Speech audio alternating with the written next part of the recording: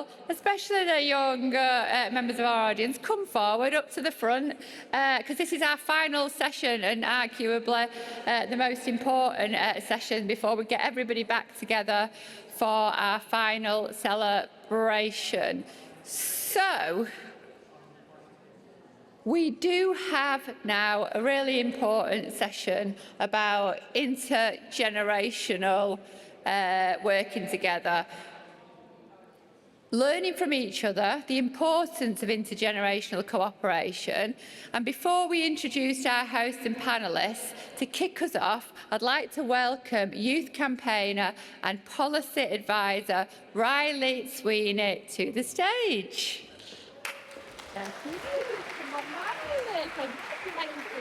Thank you. So I am Rylie Sweeney, a strategic advisor working at the intersection of education, youth policy and lived experience. And a lot of my work focuses on making systems more inclusive and responsive to young people's real lives, particularly around education reform, employment pathways and co-creation in central government. I work alongside a number of organisations and government bodies to help shape strategy, inform policy and elevate the role of young people in national decision making. And at the heart of my work is a simple belief that when young people are treated as genuine partners, we unlock better ideas, better decisions and better outcomes for everyone. It's been a privilege to be here today and especially spending some time in the Youth Summit. We've had brilliant conversations about community, inspiring personal journeys and what work looks like when it actually works for you. There's been amazing creativity from arts and crafts to business ideas and honest reflections about what it means to grow up in this country right now. What really struck me was how openly young people shared not just their ambitions, but their realities of what they're facing, what's possible, and what they want to help shape. It's a real reminder that when we create the right conditions, the space, the trust, the relationships, that we don't just get good ideas, but we get powerful insights, lived wisdom, and better ways of working. Ones built from learning from each other across generation, roles, and experiences. So when we talk about learning from each other, we often focus on the differences, different ages, different experiences, different perspectives. But what I've seen time and time again is how powerful it is when we focus on what we can build together. Because when young people and adults work with each other, not around each other, we don't just get better ideas, we get better systems. And that's what we mean when we talk about true co-creation. Not just listening to young people, but building the agenda with them. Not just inviting them into spaces, but shaping those spaces together from the start. Not just asking for input, but making decisions together. And for that work, it has to be intentional. Co-creation and collaboration, it takes time, it takes trust, and it takes care. But when it's done well, it can change the game for everyone.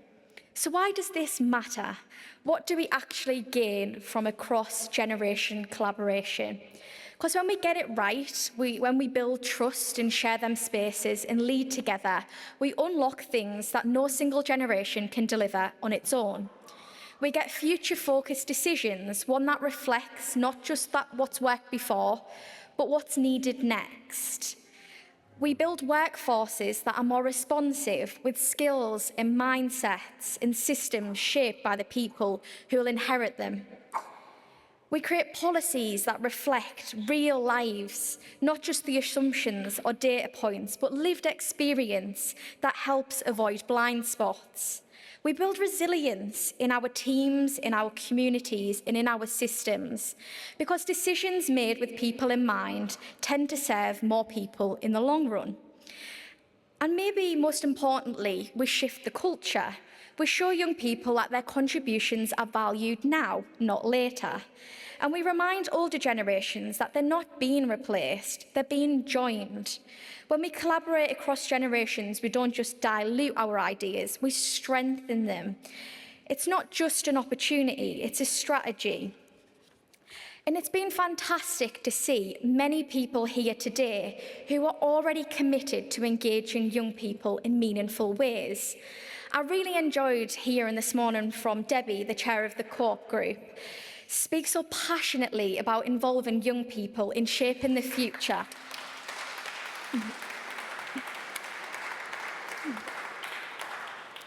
That's the kind of leadership where youth voice is a priority, not just an afterthought, and it sets the tone for what is possible. I've met brilliant young people from the Co-operatives UK Youth Advisory Group who are already bringing energy, clarity and challenge to the work being done and showing just how powerful youth-led insight can be. And I sat in a conversation with the Woodcraft folk, whose mission is to empower and equip young people with the skills, knowledge and confidence to build a fairer world. And their priorities really resonated with me, not only increasing participation, but recognising and wanting to break down the barriers to that participation. So it's clear that this momentum, there's commitment, and many of us in this room already see the value of working across generation. Now, I wanted to share what that can unlock and what moments can lead to when we have intergenerational collaboration, and it goes beyond engagement and into real co-creation. So let me show you what I mean. Last year, I helped deliver the North East Youth Symposium, a regional event that brought together young people and local decision makers to explore the issues that mattered most to young people. What made the difference was that young people shaped the entire structure of the day. They didn't just sit on a panel, they didn't facilitate the conversation, they led the dialogue, they set the agenda.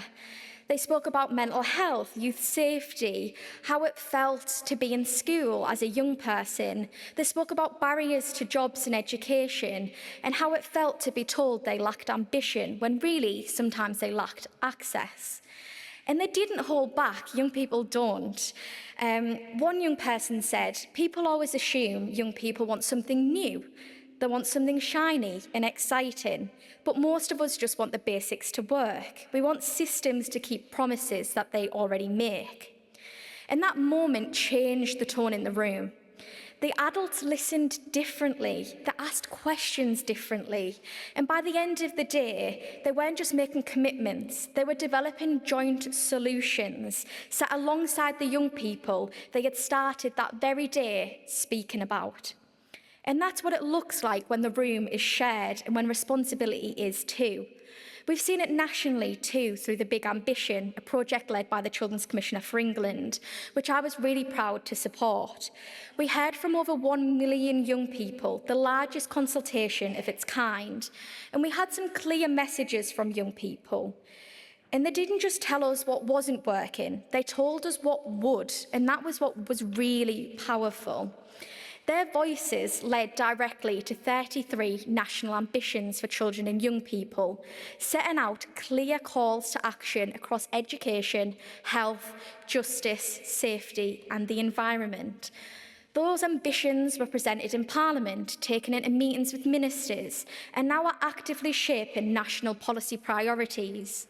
But maybe the most powerful part, young people saw what it looked like to be heard and to be taken seriously.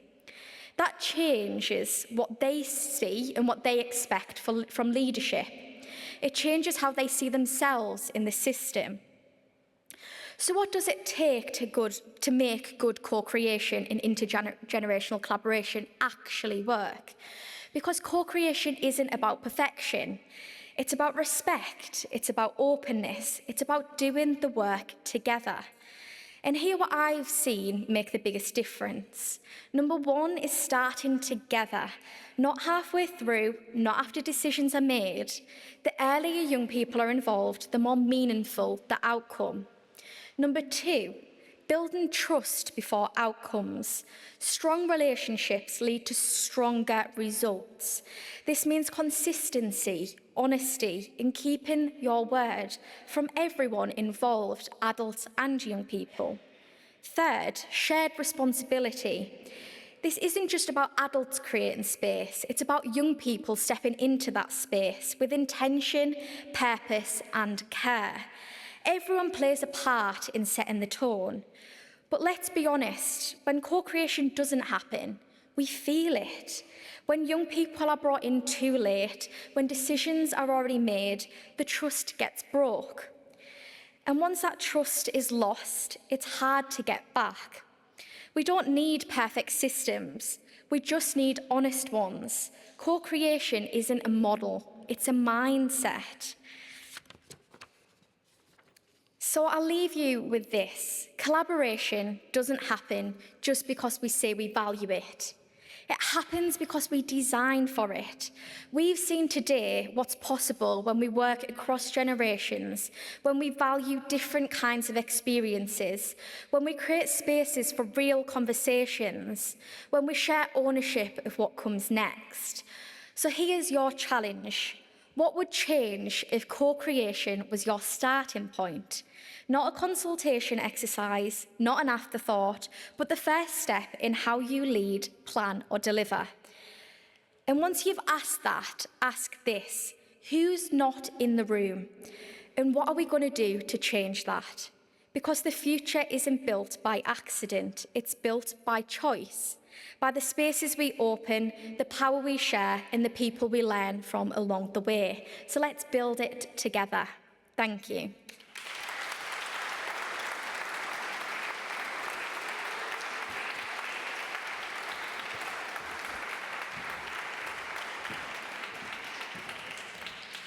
That was absolutely amazing. Thank you so much, Rylie. That was amazing. So hi, everybody. My name is Sila Sibanda. Some of you might see me dotting around. I have been upstairs hosting the Youth Summit, and we've had fantastic conversations. And I'm delighted to be with you for the final panel of the day. So I would like to welcome our panelists up onto the stage. So already we have Rylie, and we also have the amazing Rose, who is the CEO of Co-operatives UK. And I would like to please invite Tony Scott. Give me a round of applause as they come up onto the stage.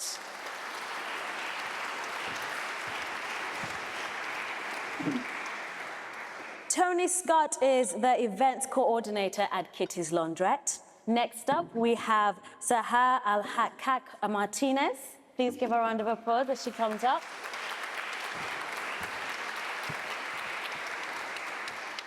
Sahar is a part of Communities Creating Homes intern at Compass. And then can we also welcome our final panel member? It is Anna Alguere. Please welcome Anna onto the stage.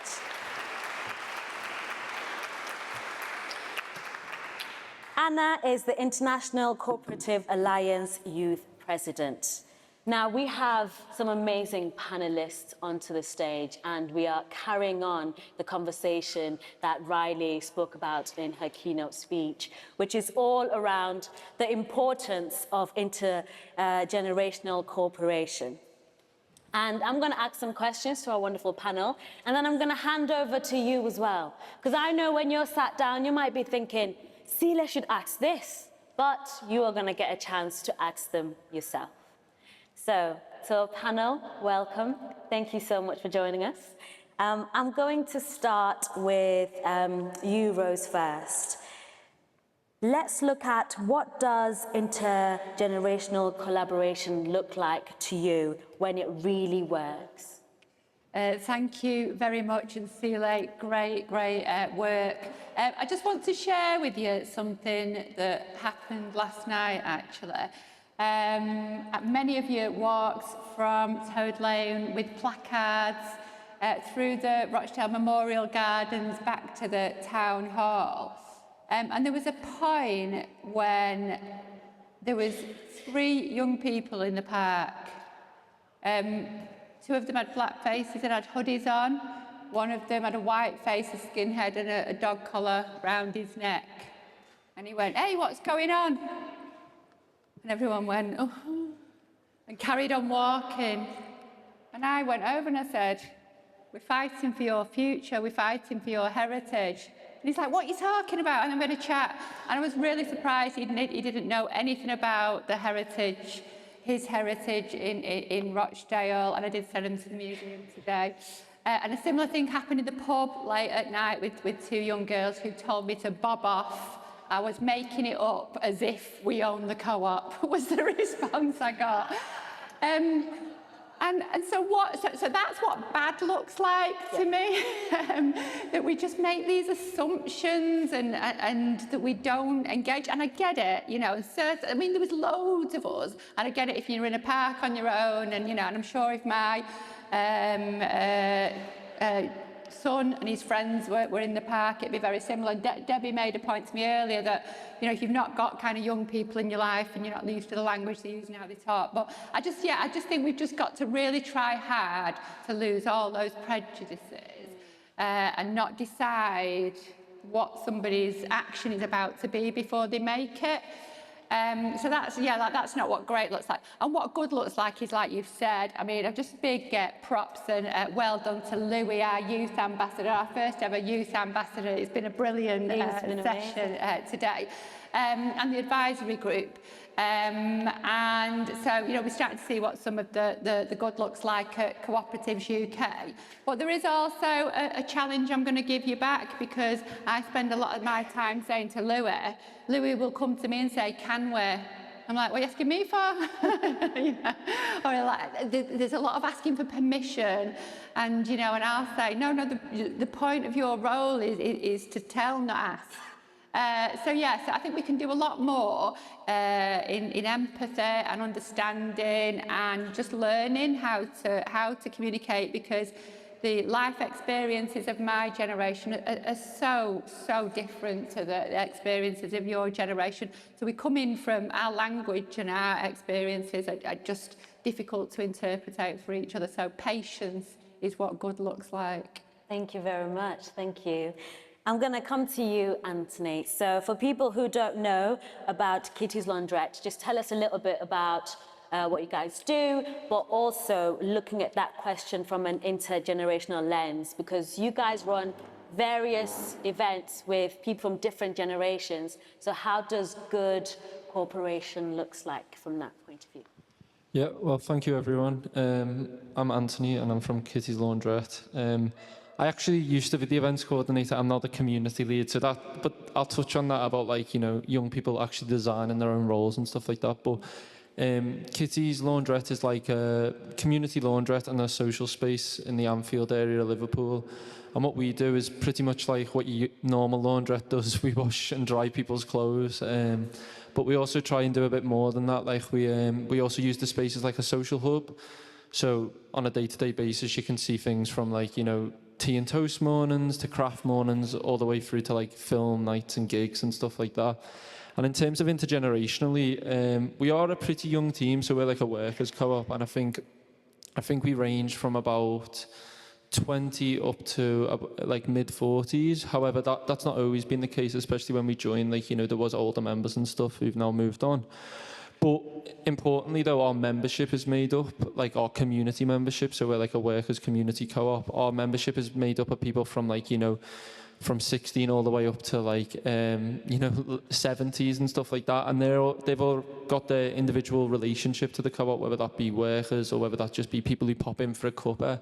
But actually being able to have these, like, level conversations, you get what I mean? Like, you know, some of the members have become friends, you get what I mean? And, like, I feel like co-ops really, like, you know, between friends, you are usually equals, hopefully, aren't you? And the way that we approach decision making there is like, we're working at this together, you get what I mean? So yeah, it's definitely been a positive experience for me in terms of, like, as a young person entering into it. Thank you very much. I'm going to come to you, Sahar, same question. And what does good intergenerational collaboration look like to you? Do I introduce Compass, or do I just answer? Yes, please, as well. Yeah, so I work for Compass, which is Wales's cooperative centre, and I work in the community-led housing team. Compass works across the board, so like, our mission is to build a fairer economy and a more equal society, and it's totally up to communities what that looks like. It could be setting up a co-op, it could be a social enterprise. We have so many teams. Yeah, and I work to set up community-led housing around Wales. And I guess intergenerational, to me, looks like... I'm going to use an example from something recent we did in the community-led housing team. So my role is specifically about engaging people who don't know about community-led housing into community-led housing and to learn a bit more about it. Because even though community-led housing in the UK isn't about being white and middle class, a lot of the precedents that we have are white and middle class. So already that's a barrier to people who don't see themselves in that. And yeah, one of the things we decided to do was to find a different way to engage young people into community-led housing. And rather than do a lecture, we decided why not a play? Because I work in the arts and do some arts action research projects, which are also intergenerational. I have a fairy godmother, I call her, but she's an older woman who's amazing and works in the arts and makes things happen. So I recruited Yaz, a playwright, who also works with me on projects and with other young people, and we made a play, and we toured it in Dublin and Cardiff, Manchester last week. But that idea wouldn't have happened if my team in Compass wasn't open to doing something like that. And without their own expertise in community-led housing, like I don't have the technical wisdom that they do. I wouldn't be able to help a group from day one through to getting the keys to their building, but they can. And so, yeah, our team ranges from me, 23, to Jonathan, who's been in planning for like over 30 years. And that range of skills and that multidisciplinary approach, it just means that you end up accessing different communities better. So we've been accessing the arts and young people recently because that's kind of where I'm coming from. But Jonathan can speak to local councillors in a way that I can't because I don't understand their language. Yeah, it's about appreciating people's different skills and bringing that in and being open to new ideas and facilitating them. Thank you very much. I'm going to come to you, Anna. For you, I want us to look at international scale. So what does intergenerational collaboration look like to you when it really works on an international scale? Okay, so I'm Anna. Thank you so much for having me. And I serve with, or I've served with Rose for the last year, and I stepped down yesterday as youth rep. So it's been 10 years of working as a representative in the various forums of the International Co-operative Alliance. And so I always am very thankful to be in these kind of panels, but also I'm quite critical sometimes of how do we do it. So I'm gonna take you to the perspective of what do we do at the ICA, if that's okay. Yeah. So what I think that good collaboration looks like is that we speak to each other as equals. And we stop tokenizing young people. Because for me, it is a thing we do. Is there one person that is young in a panel? Yes, no? So we're like a token, check, we are. And is there a young person, a woman, someone of color? Like check, check, check. And I think that if we looked at good collaboration, multi-generational collaboration or trans-generational collaboration, that shouldn't be the case because it would naturally come and it's not going to be young people because they're young, but because what they know. And normally, at least in Europe, youth goes until 40, not at the international level, that's 35. So that means that you've been working for more than 15 years after college in general. That's 15 years of experience. So you're not only youth, you know something. You have opinions, you have experiences, you have a job, you have an expertise, and you have something you want to share. So it would be like asking over 60s or over 55-year-old people to only talk about retirement. After 55, retirement only. So until 35, youth only. That is quite ridiculous, right? We don't want to do that. So I think that is what it would look like if we had good multi-generational talk. And I would say that also it wouldn't be isolating. We've had a great, you've had a great day of work upstairs. How many people were there upstairs? Raise your hands in the audience. Mostly youth. Down your hands. The ones that were not invited because we were not youth. How many of you knew what happened? Yeah, right? So great things happens, youth was there, but how involved was it? And for me, that is dangerous because we again, we did something for youth. We had a youth panel with mostly women, which is also not something that happens in the co-op world, but who knew? And how did it crossroad with the rest of the great event that we've been hosting here? So that is something that I think would happen as well. And I think that I leave you with the idea that age doesn't equal experience. So youth and experienced is not the same thing. And I'm going to say something that I come from the Mondragon area, so from the Basque Country, and the Bank of Mondragon, the CEO now is running a review on the identity and how are we identified as co-op members, and the narrative and how do we own that. And they're working through a thing that they called rearranging the narrative for the new people, because a lot of people go into co-op just for the job, not for the cooperative feeling itself. And he said, as cooperators, we are not so identified as businessmen or women. We are only temporary owners of this structure. And I loved it because the implication implied legacy.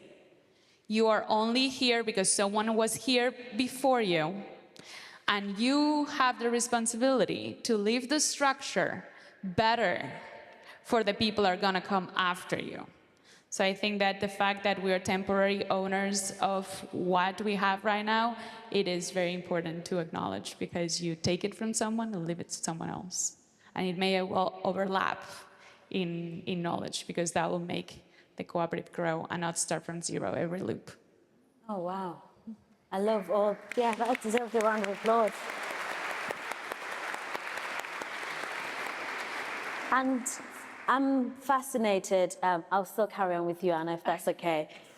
So that there might be somebody listening and going, yeah, I want to involve more young people, but I don't want it to be a token sort of situation. What would you say to somebody who is in that point of view, and how can they move on forward in involving young people, but it not being tokenized? It is difficult because I think there's so few of us being visibilized in non-youth related things that it takes a lot of commitment. But I think there's people that are doing it very well. And I think that if we look forward, there are a couple of very easy ways. And the good thing about the cooperative movement, and I always say that, is that while you can say, why is it the system not working? I think because we are the system, you get to complain against yourself.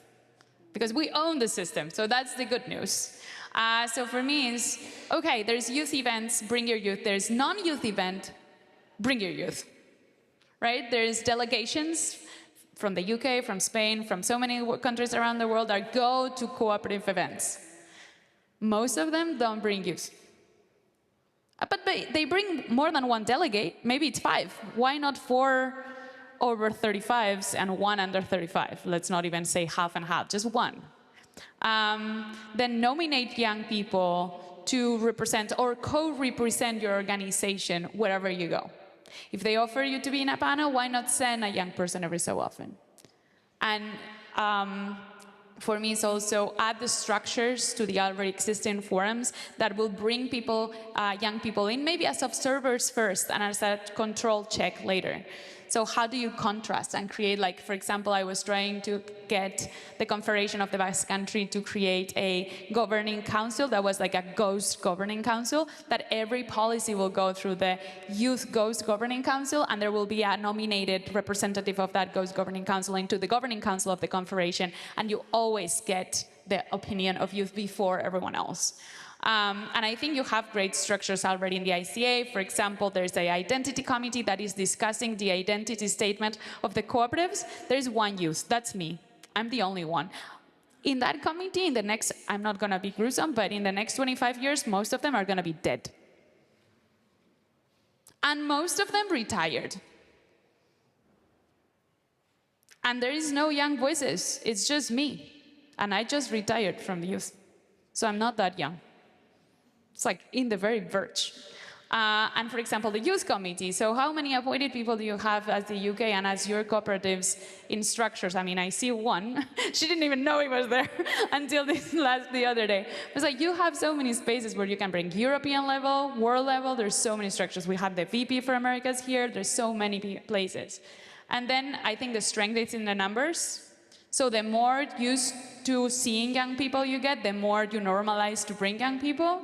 And then I think that the more young people know about co-ops, the more they want to show up for co-ops, because how are you going to join something you don't know? So maybe the educational system, something to approach and tackle. Thank you very much. Some lovely tips for you there to be jotting down.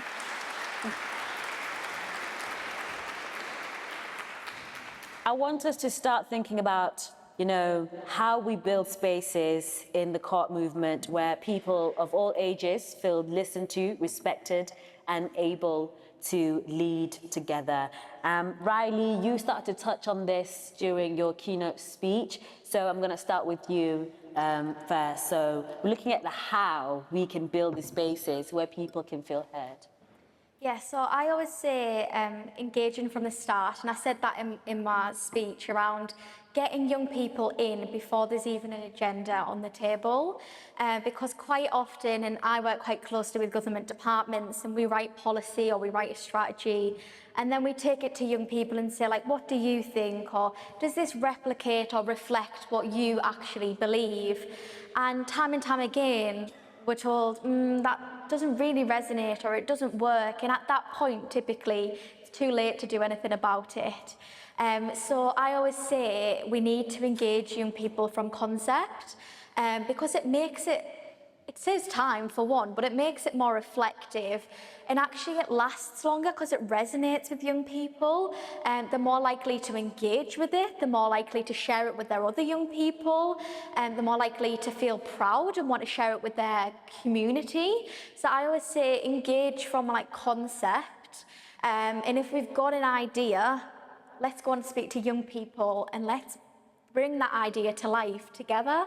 But I think another big thing is young people have got a big mistrust with decision makers. We know that 1 in 13 young people feel listened to by decision makers, 1 in 13 young people. So we need to do a lot to build that trust up. We need to show them that we care and that we want to listen to them. But what's happened with their voice? Come back. You said we did.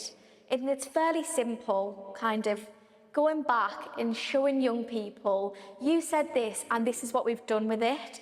Because actually, you might have done something fantastic with their voice and their experiences, but if you haven't gone back and again, close that loop, they don't know, so they continue to go by thinking that their voice was only listened to but not acted upon. So they're my two things, are kind of get in at the beginning and also come in at the end, close that loop. Thank you very much, thank you.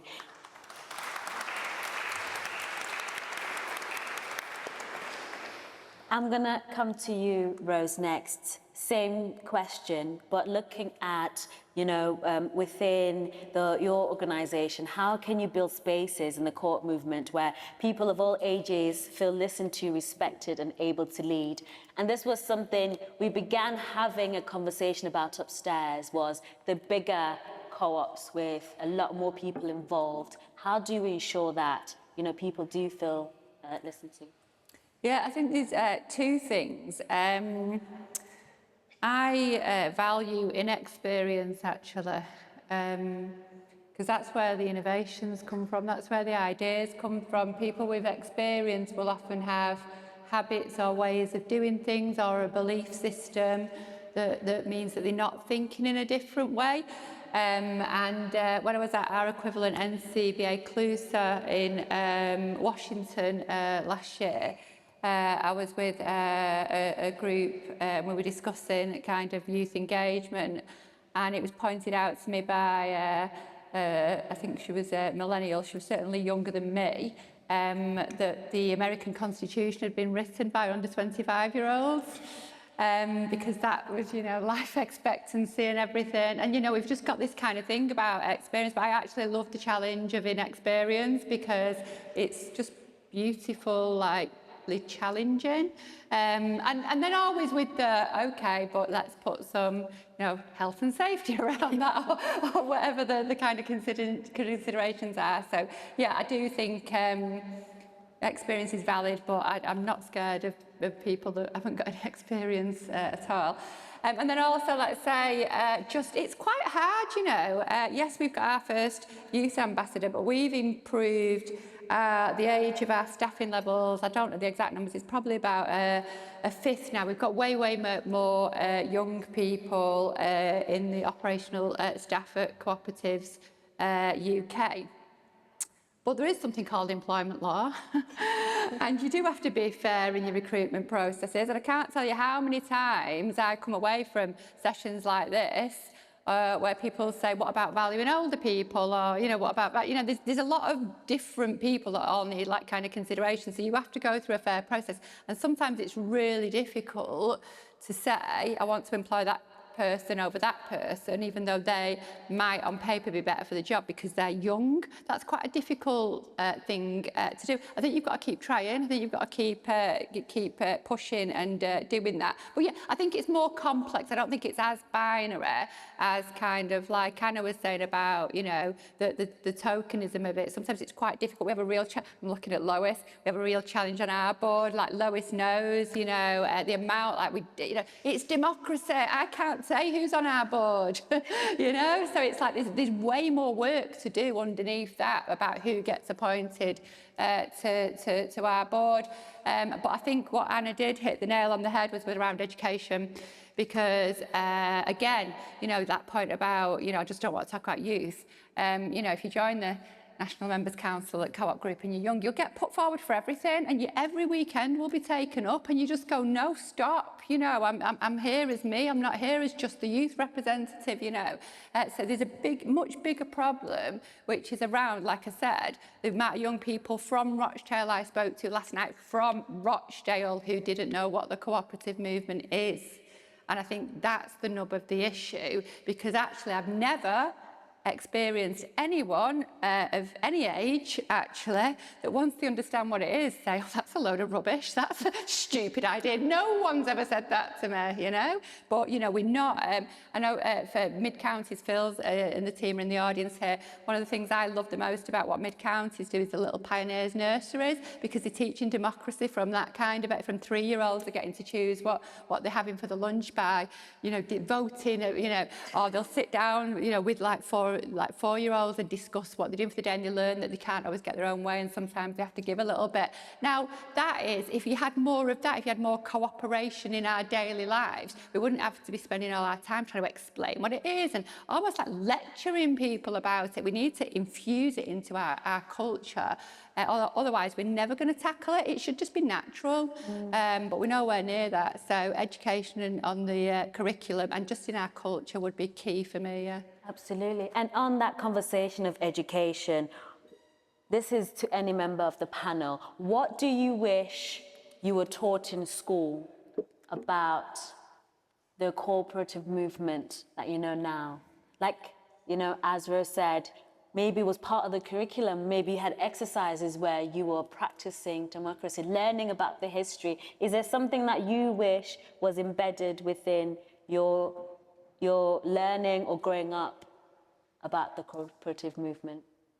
Anybody can answer this one. Well, I'm going to go, because it's a big bugbear for me. It's like we do this thing around enterprise where we never do cooperative enterprise, whether it's on the curriculum or not. And like a school will go, right, okay, we want to teach people enterprise. Let's have a cake sale.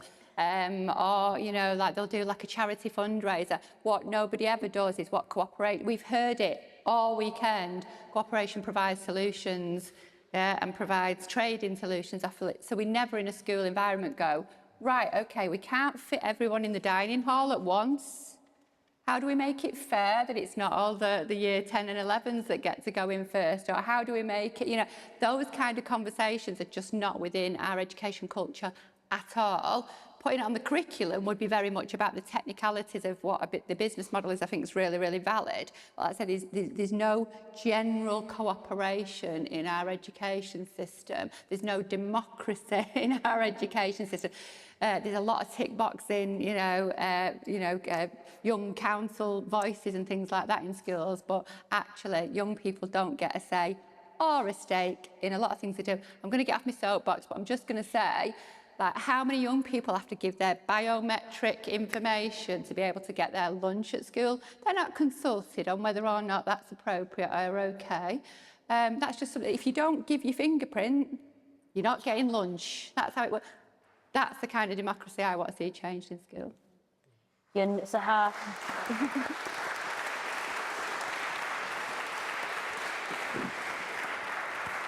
Yeah, I totally agree with you. I was with Yaz actually last week and another theatre maker who helped perform the play, and we were listening to Rekindle, which is an organisation that works outside of education.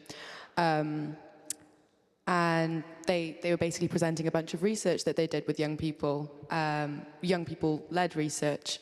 And yeah, the outcomes of a lot of that research was that, I can't remember the statistics, but kids don't feel listened to at school, kids don't feel respected, they don't have people they can talk to about their feelings or anything like that. I heard it upstairs as well. If you're not given the chance to relate to your professors or your teachers, actually you're just not going to enjoy that lesson. And then it was also calling teachers by their first name, for example. And what you were talking about, the whole cooperative values, they don't exist in the education system, and it is broken, and it maths and science, and actually working class young people would really benefit from the arts, as I've benefited from the arts. Sorry, what was the question? No, there wasn't a question. Yeah, I would have absolutely loved it. Community-led housing, like cooperative values, cooperative businesses. I've been learning about so many amazing cooperatives from around the UK, from around the world over these past few days that I've never heard about, and they're all just like music, arts, food, anything, and it's providing a model for the ideas and the values are within those ideas. But yeah, I've been in like precarious housing situations, as many young people of my age have, and I could only ever imagine renting up until a couple of years ago when I learned about, or maybe 2 years ago, something like that, about community-led housing. It's like, oh, there are other options. Why aren't we taught about that? It's the same thing with like, architecture, public buildings. Who are they designed for? You walk into some public buildings and it's like, I don't feel like I am welcome here because it's not designed for you. And we're not taught building skills. We're not taught how to make things. Things are made for us without us. So yeah, definitely would have loved to learn about cooperatives and community-led housing. It should be mandatory in schools, but guess, yeah, education doesn't work. So I'm so sorry, we're running out of time, and so can we give our panel a round of applause? They have been absolutely fantastic. Thank you so much. Is it all right if people come and speak to you afterwards? Because I'm sure they're going to have questions, they can come over. But thank you. Rose, carry on. I've no idea where we finished slightly early there. I'm sure I'm about to find out. But a huge thank you, and do carry on that conversation. Like I say, it's one of the most important conversations of this whole week. And